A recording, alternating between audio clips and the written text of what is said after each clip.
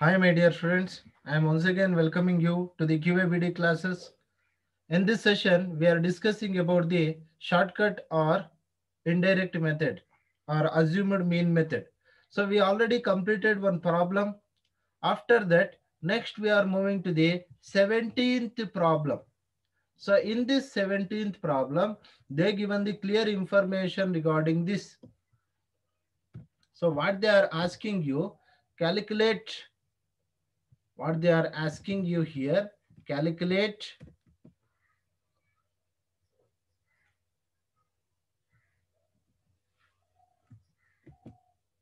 so here calculate the correlation coefficient between A and B. Calculate correlation coefficient between A and B. See here in this problem, so first of all you should calculate this or total this, whether we getting the fraction or we getting the round figure, whether we getting the fraction or we getting the round figure. 60 plus 50 plus 50, 80 plus 90 plus 75, total is there 405. And how many values? The number of values is 6. The number of values is 6 divided by 6. 6 ಮಾಡ್ಕೊಂಡಾಗ ಇದರ ಒಂದು total, so ಇದರ ಒಂದು total ನಮಗೆ 67.5 ಬರುತ್ತೆ. ಏನೋ A ಸೀರೀಸ್ನ ಎಲ್ಲ total ಮಾಡ್ಕೊಂಡ್ರೆ 67.5 ಬರುತ್ತೆ. ಅಲ್ಲಿಗೆ ಫ್ರಾಕ್ಷನ್ ಬರುತ್ತೆ. ಈಗ ಇದನ್ನ ನೋಡಿ, ಸೆಕೆಂಡ್ ಒನ್ ನೋಡಿ, 40 plus 50 plus 50 plus 20 plus 10 plus 25 divided by 6. So ಇದನ್ನು ಅಷ್ಟೇ ನಮಗೆ ಅಲ್ಲಿಗೆ 32.5 ಬರುತ್ತೆ. So in this situation, in this case, we are applying this indirect method formula. So ಈ ಪ್ರಾಬ್ಲಮ್ ನ ಇಂಡೈರೆಕ್ಟ್ ಮೆಥಡ್ ಅಲ್ಲಿ ಈಗ ನಾನು ಏನ್ ಕ್ಯಾಲ್ಕುಲೇಟ್ ಮಾಡಿದೀನಿ ಈ values, this is the mean values. ಅರ್ಥ ಮಾಡ್ಕೊಳ್ಳಿ, ಮೀನ್ ವ್ಯಾಲ್ಯೂಸ್ ನಮಗೆ ಫ್ರಾಕ್ಷನ್ ಬರ್ತಾ ಇದೆ. ಅಲ್ಲಿಗೆ ನೀವು ಯಾವ್ದಾದ್ರು ಇದರಲ್ಲಿ ಅಸ್ಯೂಮ್ ಮಾಡ್ಕೊಂಡು ಇಂಡೈರೆಕ್ಟ್ ಮೆಥಡ್ ನ ನೀವು ಇದಕ್ಕೆ ಅಪ್ಲೈ ಮಾಡ್ಕೊಂಡು ಈ ಪ್ರಾಬ್ಲಮ್ ನ ಮಾಡ್ಬೇಕಾಗುತ್ತೆ. 17th ಪ್ರಾಬ್ಲಮ್ ನೀವೇ ಮಾಡ್ಬೇಕಾಗಿರುತ್ತೆ. It is a homework problem. And after that, 18th problem. See the 18th problem. 18th problem, they given from the following data of 6 commodities. Problem ಅಲ್ಲಿ 6 commodities ಅನ್ನು ಅವನು provide ಮಾಡಿದ್ದಾನೆ. Calculate Carl Pearson's correlation of coefficient between sales and price per kg sold. ಅಂದ್ರೆ ಇಲ್ಲಿ 2 variables ಯಾವ್ದು, sales ಬಂದು x, sales ಬಂದು X and price ಬಂದು ವೈ, ಪ್ರೈಸ್ ಬಂದು ವೈ, ಸೇಲ್ಸ್ ಬಂದು ಎಕ್ಸ್, ಪ್ರೈಸ್ ಬಂದು y. So there four commodities, so ಯಾವ್ದಾವ್ದಿದೆ ನೋಡಿ commodities, rice, wheat, sugar, salt, ghee and oil. So ಇಷ್ಟು 6 ಕಮಾಡಿಟೀಸ್ ಇದೆ ನಮಗೆ. ಈ 6 ಕಮಾಡಿಟೀಸ್ ಹತ್ರ ನಮ್ಗೇನು ಅವಶ್ಯಕತೆ ಇಲ್ಲ. ಸೊ ನಮಗೆ ಬೇಕಾಗಿರುವಂತದ್ದು ಏನು, sales and total price. Sales and price ಎಷ್ಟು ಕೊಟ್ಟಿದ್ದಾನೆ, ಸೇಲ್ಸ್, ಸೇಲ್ಸ್ ಬಂದು ಎಕ್ಸ್ ಅಂಡ್ ಟೋಟಲ್ ಪ್ರೈಸ್ ಬಂದು ವೈ ಆಗಿರುತ್ತೆ. So there four, so total ಮಾಡ್ಕೊಳ್ಳಿ, 100 plus 120 plus 150 plus 100 plus 160 plus 170. How much we get the total of these? Total of this is 800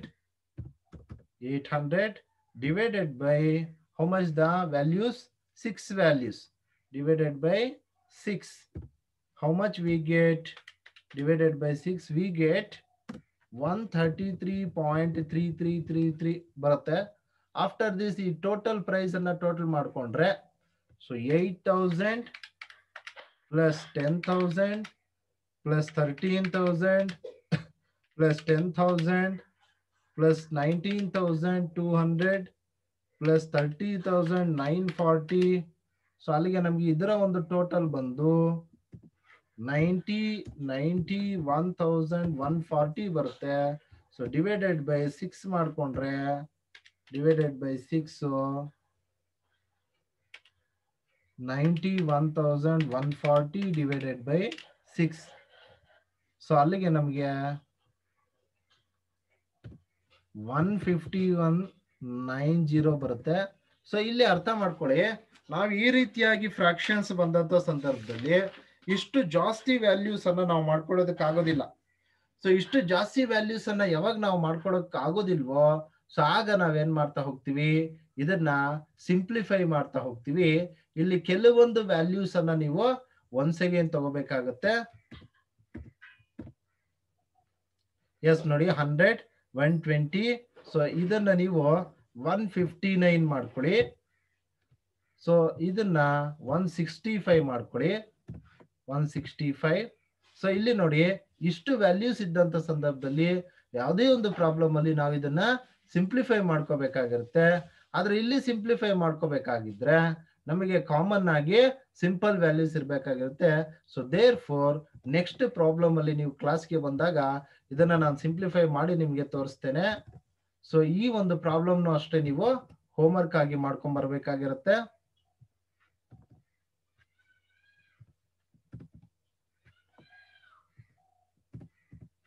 so ಇದನ್ನು ನೀವು homework ಆಗಿ ಮಾಡ್ಕೊಂಡ್ ಬರ್ಬೇಕಾಗಿರುತ್ತೆ. So ಇಲ್ಲಿ ನೀವು ಎಕ್ಸ್ ವ್ಯಾಲ್ಯೂಸ್ ಯಾವ್ದಾವ್ದು ಬರುತ್ತೆ, 100, 120. ಒನ್ಸ್ ಅಗೇನ್ ನಾನು ನಿಮ್ಗೆ ಟೋಟಲ್ ಮಾಡಿ ತೋರಿಸ್ತೀನಿ.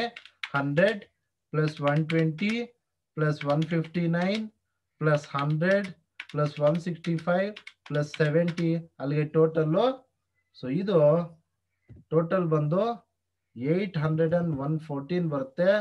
ಸೊ ಅಲ್ಲಿಗೆ ಡಿವೈಡೆಡ್ ಬೈ 6 ಮಾಡಿದಾಗ ನಮಗೆ ಡಿವೈಡೆಡ್ ಬೈ 6 135.666 ಬರುತ್ತೆ. ಸೊ ಅಲ್ಲಿಗೆ 5 and above ಇದೆ ನೋಡಿ. ಈಗ ನಾವು ಇಂಡೈರೆಕ್ಟ್ ಮೆಥಡ್ ನ ಅಪ್ಲೈ ಮಾಡ್ಬೋದು.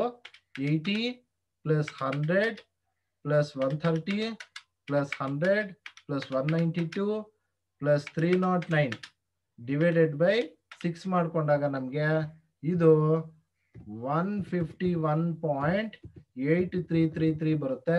ಸೊ ಇದನ್ನು ಅಷ್ಟೇ ನೀವೇ ಮಾಡ್ಬೇಕಾಗಿರುತ್ತೆ ಪ್ರಾಬ್ಲಮ್ನ. ನೋಡಿ ಒನ್ಸ್ ಅಗೇನ್ ನಾನು ಹೇಳ್ತಾ ಇದ್ದೀನಿ, ಇಲ್ಲಿ ನೀವು ಸೊ ಈ ವಿಡಿಯೋ ಅಲ್ಲಿ ನೀವು ಈ ವ್ಯಾಲ್ಯೂಸ್ ಅನ್ನ ನೋಡ್ಕೊಂಡು, ಏನೀಗ ನಾನು ಕೊಟ್ಟಿದ್ದೀನಿ ಈ ವ್ಯಾಲ್ಯೂಸ್ ಬಿಫೋರ್ ಇತ್ತಲ್ಲ ವ್ಯಾಲ್ಯೂಸ್, ಆ ವ್ಯಾಲ್ಯೂಸ್ ನ ಕನ್ಸಿಡರ್ ಮಾಡಬಾರ್ದು. ಈ ವ್ಯಾಲ್ಯೂಸ್ ನ ಕನ್ಸಿಡರ್ ಮಾಡಿ ನೀವು ಪ್ರಾಬ್ಲಮ್ ಮಾಡ್ಬೇಕಾಗಿರುತ್ತೆ. After this next 19th problem ಅಷ್ಟೇ ನೀವೇ ಮಾಡ್ಬೇಕಾಗಿರುತ್ತೆ. It is also homework problem. And next 19th problem ಆದ್ಮೇಲೆ ಇಲ್ಲಿ 20th ಪ್ರಾಬ್ಲಮ್ ಅಷ್ಟೇ. It is also the homework problem. ಇದನ್ನು ನೀವೇ ಮಾಡ್ಕೊಂಡ್ ಬರ್ಬೇಕಾಗಿರುತ್ತೆ. ಅಂಡ್ 21st ಪ್ರಾಬ್ಲಮ್ ಇದು ನೋಡ್ಕೊಳ್ಳಿ. This is the most important problem. So in this problem calculate the correlation coefficient, calculate the coefficient of correlation between percentage of pass. ಇದು most important ನೋಡಿ. ಇಲ್ಲಿ ನೀವು ಇದನ್ನ ಮೈಂಡ್ ಅಲ್ಲಿ ಇಟ್ಕೋಬೇಕಾಗಿರುತ್ತೆ. Percentage of pass and percentage of failure. ಅಂದ್ರೆ ನಾವು problem ಅಲ್ಲಿ ಏನ್ ಕೊಟ್ಟಿರ್ತಾನೆ ನಮ್ಗೆ ಇನ್ಫಾರ್ಮೇಶನ್, ಯಾವುದರ ಒಂದು ರಿಲೇಶನ್ಶಿಪ್ ಅನ್ನ ಕೇಳ್ತಾ ಇದ್ದಾನೆ ಅವನು. Relationship percentage of pass, percentage of fail. ಅಂದ್ರೆ ಇಲ್ಲಿ ಪ್ರಾಬ್ಲಮ್ ಅಲ್ಲಿ ಏನ್ ಇನ್ಫಾರ್ಮೇಶನ್ ಕೊಟ್ಟಿದ್ದಾನೆ ನೋಡಿ, number of students. So this is the number of students is nothing but the total number of students. ಇದು ಟೋಟಲ್ ನಂಬರ್ ಆಫ್ ಸ್ಟೂಡೆಂಟ್ಸ್ ಆಗಿರುತ್ತೆ. Total number of students ಎಷ್ಟಿದ್ದಾರೆ? Total number of students 800, 600, 900, 700, 500, 400. After this the next one is number of pass. ಅದರಲ್ಲಿ ಎಷ್ಟು ಜನ pass ಆಗಿದಾರಂತೆ ಅಲ್ಲಿ ಚೆನ್ನಾಗಿ ಅರ್ಥ ಮಾಡ್ಕೊಳ್ಳಿ. ಎಷ್ಟು ಜನ ಪಾಸ್ ಆಗಿದಾರಪ್ಪ ಅಂತ ಹೇಳಿದ್ರೆ 480, 300, 450, 560, 450, 300. ನಂಬರ್ ಆಫ್ ಫೈಲ್ ಎಷ್ಟು ಜನ ಆಗಿದ್ದಾರೆ? 320, 300, 450, 140, 50, 100. ಸೊ ಎಷ್ಟು ಜನ ಫೇಲ್ ಆಗಿದೆ. ಆದ್ರೆ ಪ್ರಾಬ್ಲಮ್ ಅಲ್ಲೇ ಅರ್ಥ ಮಾಡ್ಕೊಳ್ಳಿ, ಪರ್ಸೆಂಟೇಜ್ ಆಫ್ ಪಾಸು ಕೊಟ್ಟಿಲ್ಲ, ಪರ್ಸೆಂಟೇಜ್ ಆಫ್ ಫೇಲು ಕೊಟ್ಟಿಲ್ಲ. ಸೊ ಅರ್ಥ ಮಾಡ್ಕೊಳ್ಳಿ, percentage of pass and percentage of fail ಯಾವುದೂ ಕೊಟ್ಟಿಲ್ಲ ಅಂದಾಗ ನಾವೇನ್ ಮಾಡ್ಬೇಕಾಗಿರುತ್ತೆ? ಪರ್ಸೆಂಟೇಜ್ ಆಫ್ ಪಾಸ್ ನಾವೇ ಕ್ಯಾಲ್ಕುಲೇಟ್ ಮಾಡ್ಬೇಕಾಗಿರುತ್ತೆ, ಪರ್ಸೆಂಟೇಜ್ ಆಫ್ ಫೇಲ್ ನಾವೇ ಕ್ಯಾಲ್ಕುಲೇಟ್ ಮಾಡ್ಬೇಕಾಗಿರುತ್ತೆ. So depending upon the given information, we should calculate our self. ಅದರಲ್ಲಿ ಫಸ್ಟ್ ಒನ್ ಯಾವ್ದು ಕ್ಯಾಲ್ಕುಲೇಟ್ ಮಾಡಬೇಕು ಅಂತ ಹೇಳಿದ್ರೆ, calculation of percentage of passed students. Calculation of percentage of passed students ನಮ್ಗೆ ಬೇಕಾದ್ರೆ ಫಾರ್ಮುಲಾ ಏನಪ್ಪಾ ಅಂತ ಹೇಳಿದ್ರೆ the formula is passed percentage or percentage of passed students. So formula ಬಂದು number of passed students ನಮಗೆ ಅವೈಲೇಬಲ್ ಇದೆ information number of passed students available ಇದೆ total number of students ಸಹ ನಮಗೆ ಅವೈಲಬಿಲಿಟಿ ಇದೆ ಟೋಟಲ್ ನಂಬರ್ ಆಫ್ ಸ್ಟೂಡೆಂಟ್ಸ್ ನಮಗೆ availability ಇದೆ into 100. So ಅದನ್ನ ಮಾಡ್ಕೊಂಡಾಗ ನಮಗೆ ಪರ್ಸೆಂಟೇಜ್ ಆಫ್ ಪಾಸ್ಡ್ ಸ್ಟೂಡೆಂಟ್ಸ್ ಬರುತ್ತೆ. ಅದರಲ್ಲಿ ಇಲ್ಲಿ ನಂಬರ್ಸ್ ನಾನು ಯಾಕೆ ಕೊಟ್ಟಿದ್ದೀನಿ ಅಂತ ಹೇಳಿದ್ರೆ ನಿಮ್ಗೆ ಅರ್ಥ ಆಗ್ಬೇಕು ಅಂತ ಹೇಳ್ಬಿಟ್ಟು ನಾನು ನಂಬರ್ಸ್ ಅನ್ನ ಕೊಟ್ಟಿದ್ದೀನಿ ಅಷ್ಟೇ. ಇದರಲ್ಲಿ ಬೇರೆ ಡಿಫ್ರೆನ್ಶಿಯೇಷನ್ ಏನು ಇಲ್ಲ. ಸೊ ಆಫ್ಟರ್ ದಿಸ್ ಇಲ್ಲಿ ಚೆನ್ನಾಗಿ ಅರ್ಥ ಮಾಡ್ಕೊಳ್ಳಿ. First value number of passed ಎಷ್ಟಿದೆ? ನಂಬರ್ ಆಫ್ ಪಾಸ್ ಬಂದು 480 ಇದೆ. ಟೋಟಲ್ ನಂಬರ್ ಎಷ್ಟಿದೆ? 800 ಇದೆ. ಚೆನ್ನಾಗಿ ಅರ್ಥ ಮಾಡ್ಕೊಳ್ಳಿ. ಇಲ್ಲಿ ಎಬೋವ್ ವ್ಯಾಲ್ಯೂಸ್ ಎಲ್ಲ ಬಂದು ಈ ಕಾಲಮ್ ಆಗಿರುತ್ತೆ. ಎಬೋವ್ ವ್ಯಾಲ್ಯೂಸ್ ಎಲ್ಲ ಬಂದು ಈ ಕಾಲಮ್ ಆಗಿರುತ್ತೆ. ಬಿಲೋ ವ್ಯಾಲ್ಯೂಸ್ ಎಲ್ಲ ಬಂದು ಈ ಕಾಲಮ್ ಆಗಿರುತ್ತೆ. ಎಬೋವ್ ವ್ಯಾಲ್ಯೂಸ್ ಎಲ್ಲ ಈ ಕಾಲಮು, ಬಿಲೋ ವ್ಯಾಲ್ಯೂಸ್ ಎಲ್ಲ ಈ ಕಾಲಮ್. ಸೊ ಇಲ್ಲಿ ಚೆನ್ನಾಗಿ ಅರ್ಥ ಮಾಡ್ಕೊಳ್ಳಿ. First of all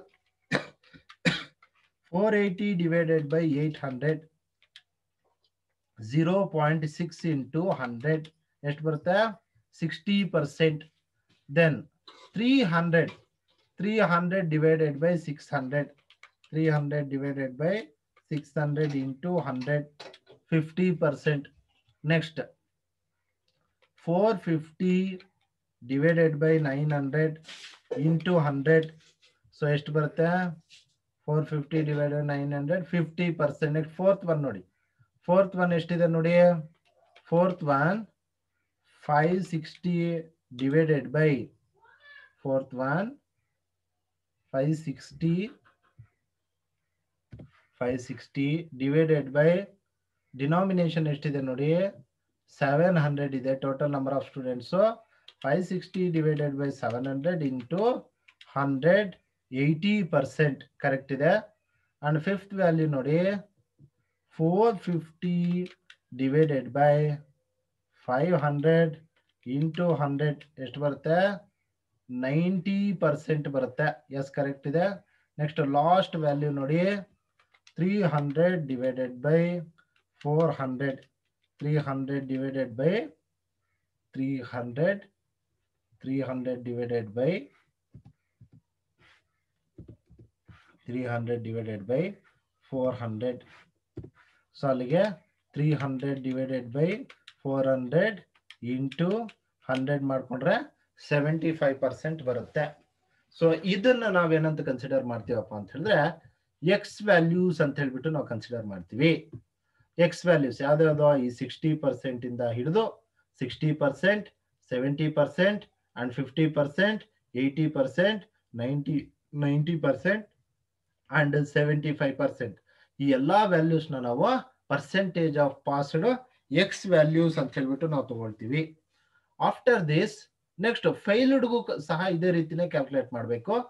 so the calculation of percentage of fail students, ಎಷ್ಟು ಜನ ಫೇಲ್ ಆಗಿದ್ದಾರೆ, ಪರ್ಸೆಂಟೇಜ್ ಆಫ್ ಫೇಲ್ಡ್ ಬಂದು ದ ಪರ್ಸೆಂಟೇಜ್ ಆಫ್ ಫೇಲ್ಡ್ಗೆ ಫಾರ್ಮುಲಾ ಏನು? Same formula.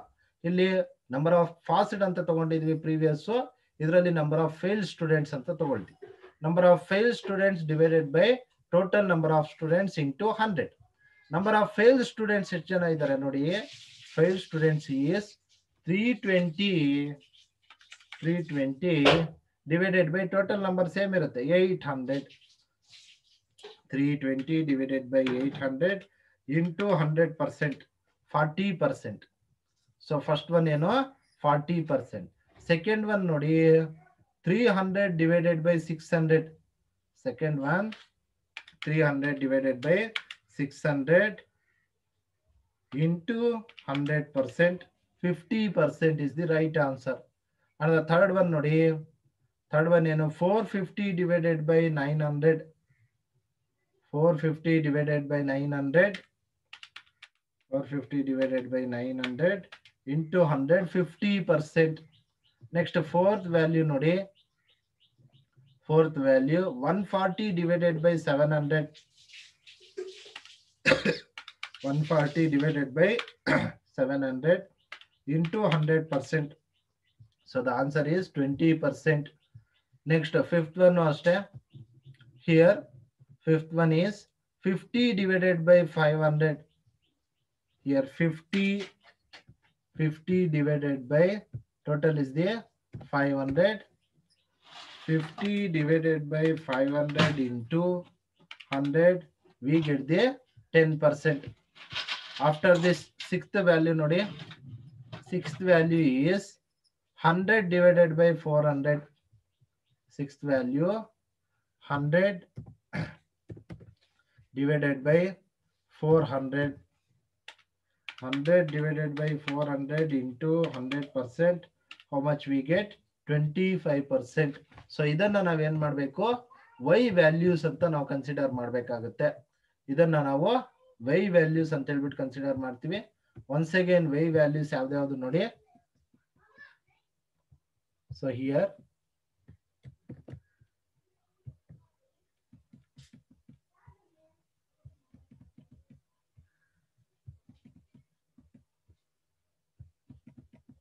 ಈಗ y values ನೋಡ್ತಾ ಬನ್ನಿ.